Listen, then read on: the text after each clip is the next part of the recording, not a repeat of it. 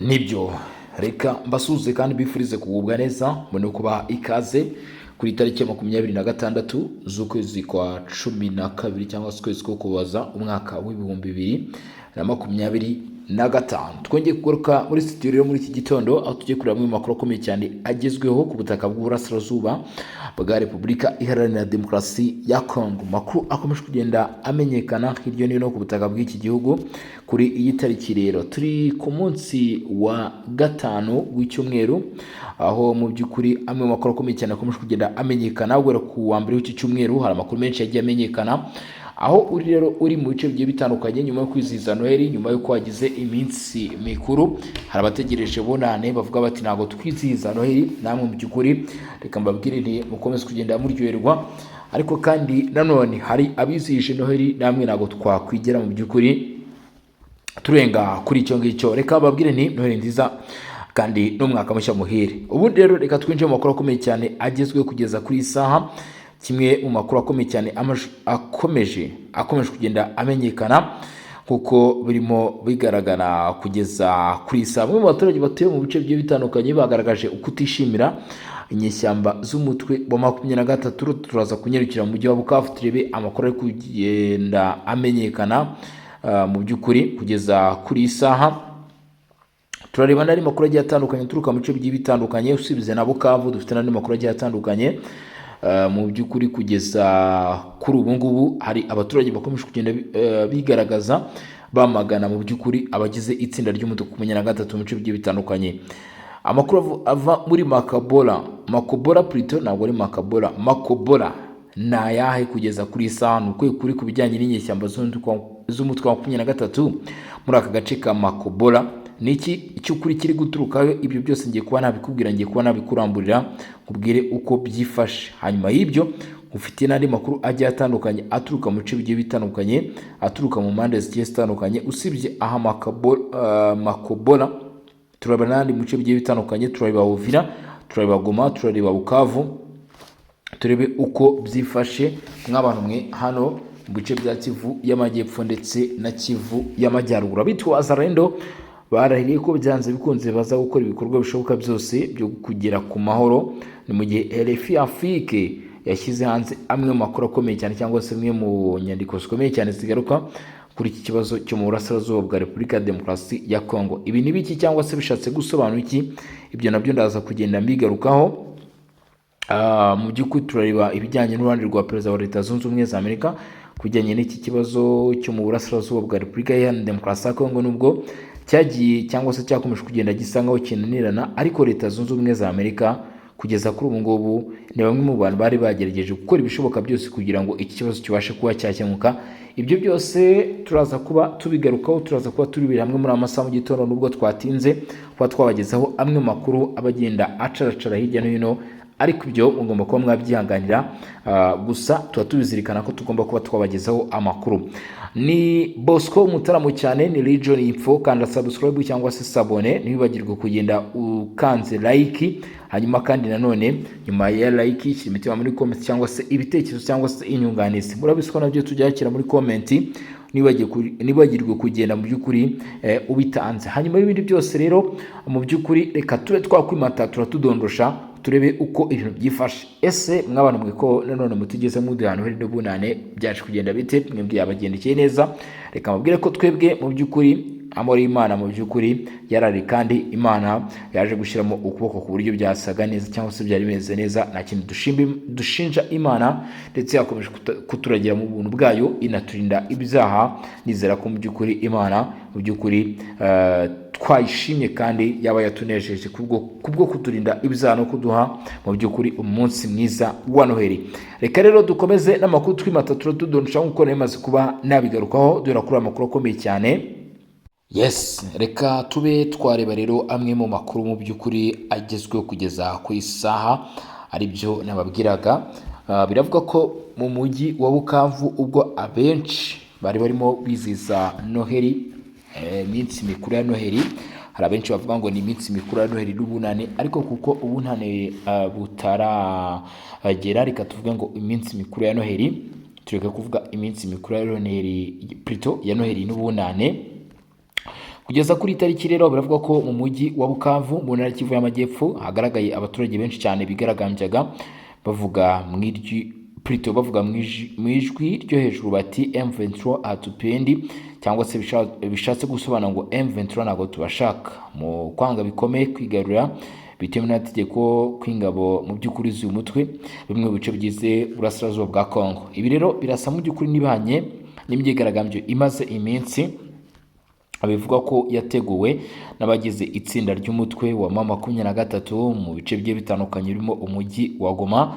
Imyigaragambyo yakomeje kugenda igaragara ndetse habayemo gushidikanya, dore ku ruhande rwa guverinoma y'Kinshasa rwavuze ko iyi myigaragambyo yateguwe mu by'ukuri ku bushake n'abagize itsinda ry'inyeshyamba z'umutwe wa M23, ndetse babisobanura bavuze ko uruhande rw'izi nyeshyamba rwabashije mu by'ukuri rwabashije kubwirana neza mu by'ukuri, hanyuma rubasha gutumira abaturage rutanga n'imodoka zagejeje abasivile cyangwa se abaturage muri stade, hanyuma batangira kwamagana ndetse no gukora imyigaragambyo yo gukomera ndetse no gusubiza inyuma umutwe twaje intwaro M23. Ibyo ariko ntabwo byigeze bihabwa agaciro, ahubwo uruhande rwa guverinoma ruracyakomeje mu by'ukuri gushimashima ndetse no kugerageza kureba ko ibintu bizagenda, ariko ibyo bikavuga ko bikorwa ku bufatanye n'abaturage. Abaturage ba Bukavu muri Kivu y'Amajyepfo muri Repubulika ya Demokarasi ya Kongo, hano muri Kongo Kinshasa, bitabiriye imyigaragambyo bagaragaza ko batifuza ko M23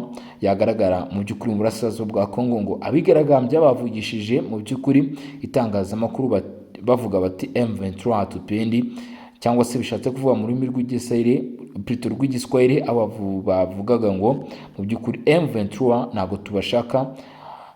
Ibi rero ni byagaragaye ku baturage bo mu mujyi wa Bukavu batanga ubutumwa bwerekana ko abaturage batemera kandi ko batifuza cyangwa se batigeze bemera ko inyeshyamba z'umutwe wa M23 zishinjwa gushyigikirwa n'ubutegetsi bwa Kigali cyangwa se bw'u Rwanda zagaragara muri ibi bice. Imani Ntako Faith ni umunyapolitike, aho yatangaje amakuru akomeye cyane ndetse avuga ko mu by'ukuri bitoroshye, avuga ko bikomeye cyane. Ni indirimbo rero mu by'ukuri ngo zagiye zivugwa, havuzwe amagambo akomeye cyane, havuzwe indirimbo zavugiye mu mihanda ndetse ubwo abagore, urubyiruko ndetse n'abasaza bajyaga hamwe bamagana ukwigarurira umujyi ndetse no kwanga kugerageza gushyigikira M23 n'abaturanyi babo nk'uko bigaragaza ku ruhande rw'izi nyeshyamba.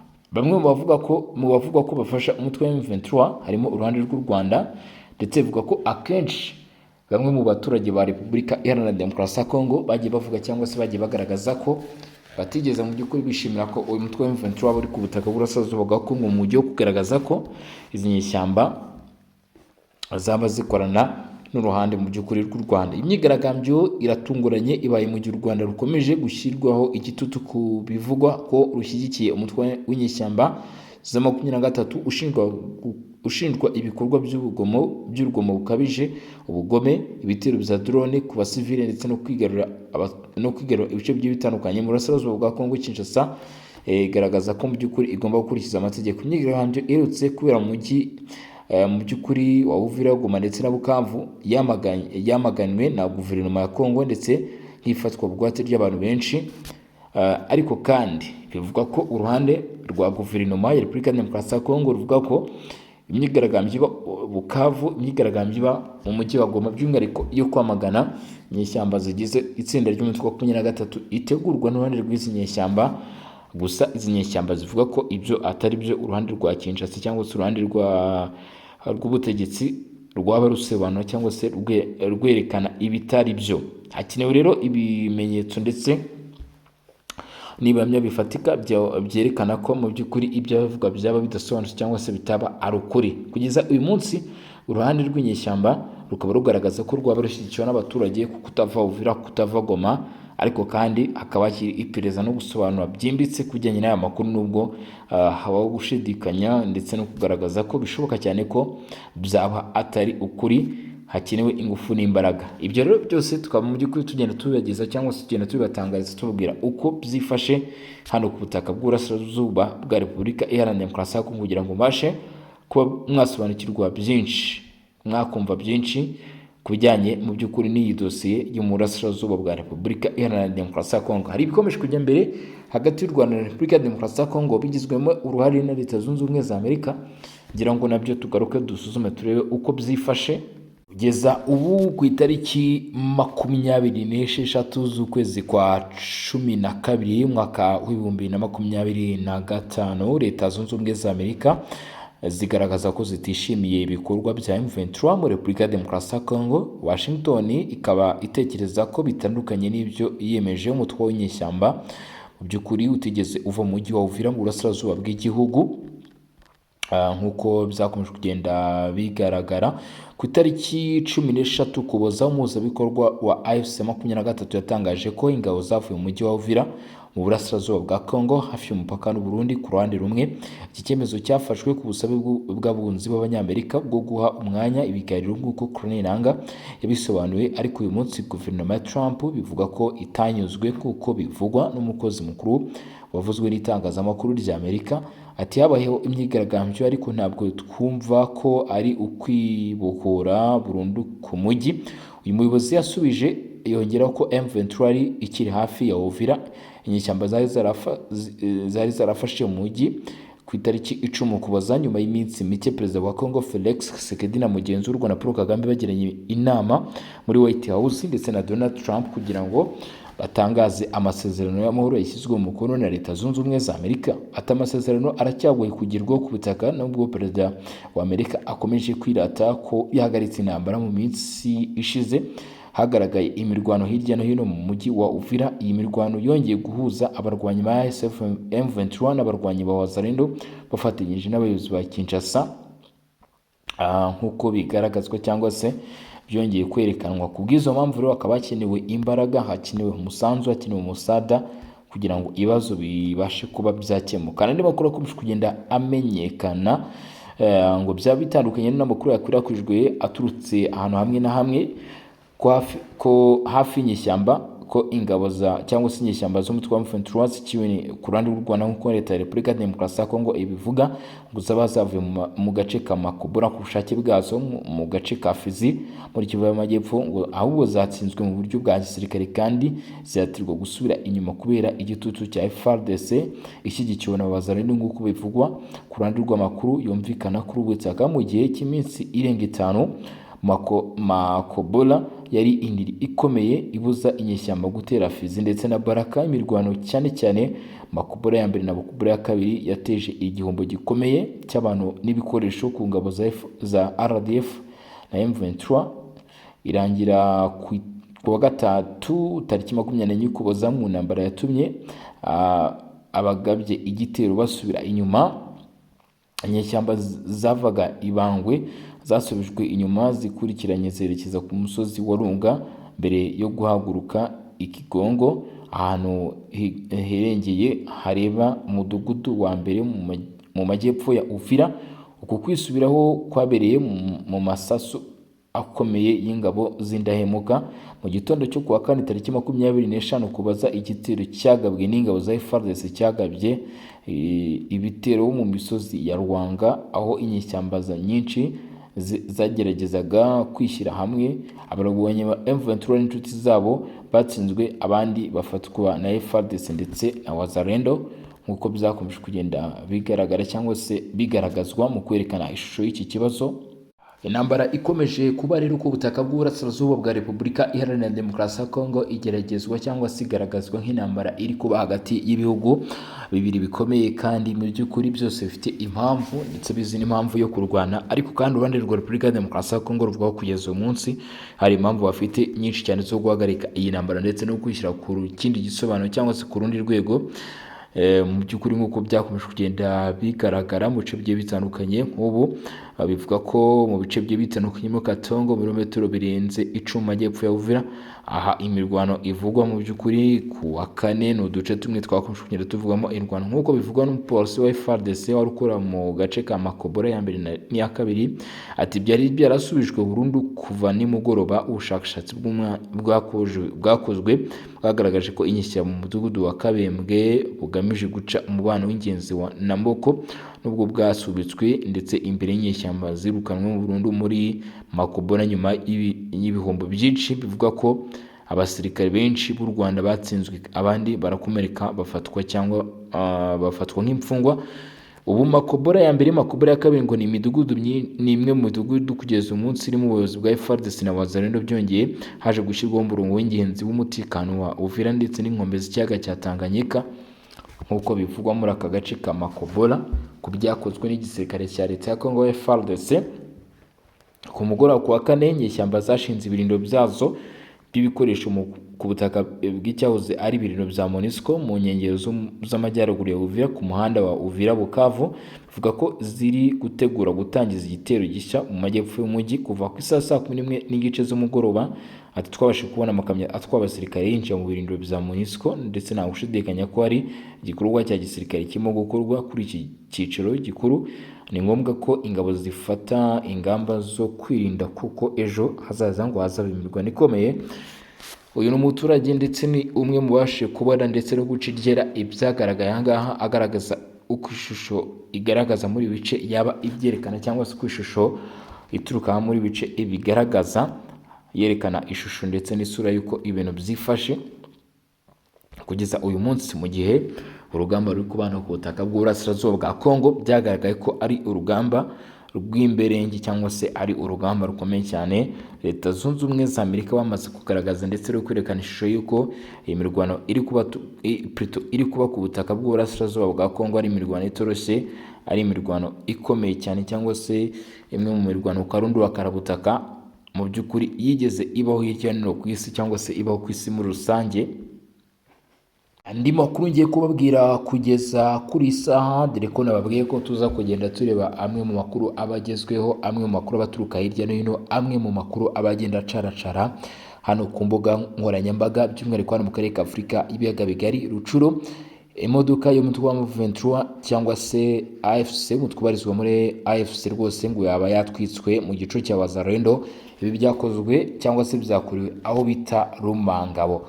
Umutwe w'inyeshyamba za M23 ubarizwa mu cyitwa AFC hano ku butaka bw'uburasirazuba bwa Repubulika ya Demokarasi ya Kongo, ubwo bari ku muhanda Goma Rucuro. Biravuga ko bahuye n'isanganya cyangwa se bahuye n'ikibazo gikomeye cyane muri parike y'igihugu ya Virunga, aho ngo izi nyeshyamba zaje kuba zagwa mu gico. Ibi bikaba byabaye rwose mu masaha yashize ahitwa mu by'ukuri Rumangabo. Ngo iki gico rero bakaba bagitezwe nabo bita Wazalendo awita hafi na Rumangabo nk'uko amakuru menshi aturuka muri aka gace abivuga, aho habaye kurasana hagati y'impande zombi nyuma y'uko Wazalendo bari bagerageje gutega M23 Rumangabo. Amaherezo hagatwikwa imodoka y'inyeshyamba za AFC M23 nyuma y'uko mu by'ukuri itatanyijwe na Wazalendo. Undi muntu wavuzwe cyangwa se watanze ubuhamya ariko ngo utifuza ko amazina yatangazwa mu by'ukuri yavuze ko inyeshyamba zahitanye abantu.